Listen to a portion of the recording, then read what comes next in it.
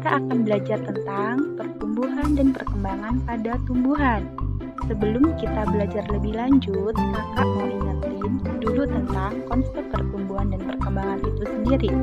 Jadi, pertumbuhan adalah proses bertambahnya jumlah atau ukuran atau volume sel suatu makhluk hidup, sehingga tumbuhan yang tadinya 5 cm menjadi 10 cm.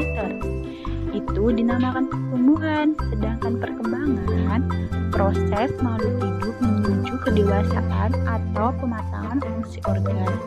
Contohnya ketika tumbuhan menghasilkan buah.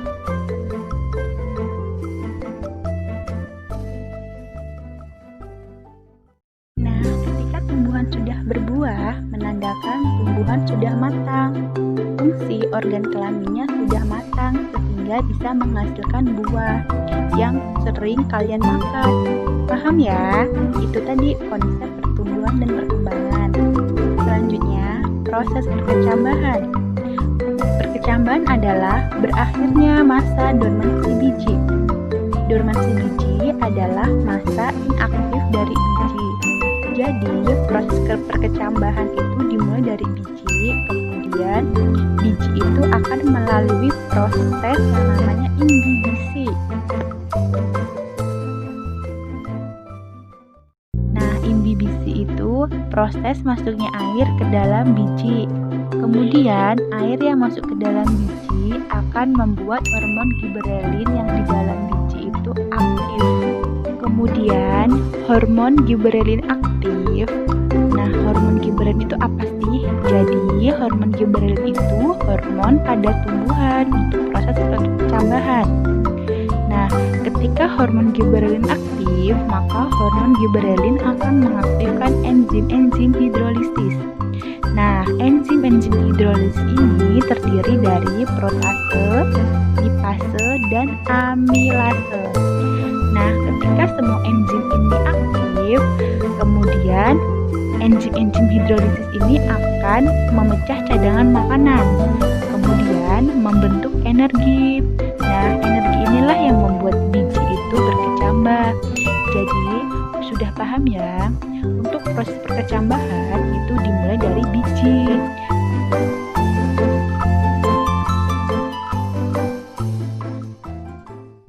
Selanjutnya, berdasarkan tipe perkecambahan dibagi menjadi dua, yaitu hipogeal dan epigeal. Hipogeal, kotiledon atau keping biji itu tertinggal di dalam tanah. Contohnya, jagung, biji kacang, kapri, dan padi. Nah, epigeal itu kebalikan dari hipogeal. Kotiledon atau keping biji itu berada di atas tanah. Contohnya, kacang tanah, kacang hijau, dan kacang kedelai. Selanjutnya, biji akan mengalami yang namanya pertumbuhan. Pertumbuhan pada tumbuhan itu dibagi menjadi dua, yaitu pertumbuhan primer dan pertumbuhan sekunder. Nah, apa sih perbedaan dari pertumbuhan primer dan sekunder? Jadi, pertumbuhan primer adalah pertumbuhan batang dan akarnya itu menjadi panjang, sehingga tumbuhan menjadi bertambah panjang dan tinggi. Nah, tumbuhan bisa panjang dan tinggi itu disebabkan oleh aktivitas meristem.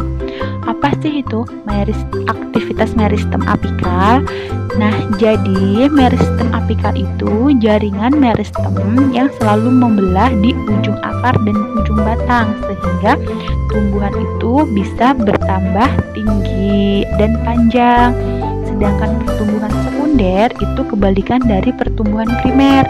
Kalau pertumbuhan primer tadi kan dia akar dan batangnya itu tinggi atau panjang, sedangkan pertumbuhan sekunder itu pertumbuhan akar dan batangnya itu menjadi lebar. Nah, tumbuhan itu menjadi lebar karena aktivitas kambium. Nah, di suatu batang itu kan ada jaringan floem, kambium, dan xilem. Nah, pada jaringan itu akan membelah menjadi floem sekunder dan xilem sekunder. Nah, jadi hasil pembelahan itu menjadi lingkaran tahun. Nah, lingkaran tahun inilah yang menyebabkan batang dan akarnya itu menjadi lebar. Selanjutnya, Faktor-faktor yang mempengaruhi pertumbuhan dan perkembangan pada tumbuhan. Yang pertama ada gen. Gen merupakan substansi pembawa sifat yang diturunkan dari induk ke generasi selanjutnya. Gen mempengaruhi ciri dan sifat makhluk hidup, di mana pada tanaman mempengaruhi bentuk tubuh, warna bunga, dan rasa buah. Nah, selanjutnya ada hormon. Hormon merupakan zat yang berperan dalam mengendalikan berbagai fungsi di dalam tubuh. Meskipun jumlahnya sedikit, hormon memberikan pengaruh nyata dan pengaturan sebagai proses dalam tubuh. Hormon mempengaruhi pertumbuhan dan perkembangan pada tanaman. Nah, pada hormon terdapat auksin. Auksin ini berperan untuk mengacu proses pemanjangan, pembelahan, dan diferensial sel. Nah, ada namanya giberelin. Nah, giberelin ini dia berperan untuk pembentukan biji serta perkembangan dan perkecambahan. Ada asam absitat yang berperan untuk proses penuaan dan gugurnya daun. Jadi kalau buat gugurnya daun ini dia ada asam absisat. Nah, yang terakhir ada asam traumalin. Nah, asam traumalin ini berperan untuk regenerasi sel apabila mengalami kerusakan pada jaringan.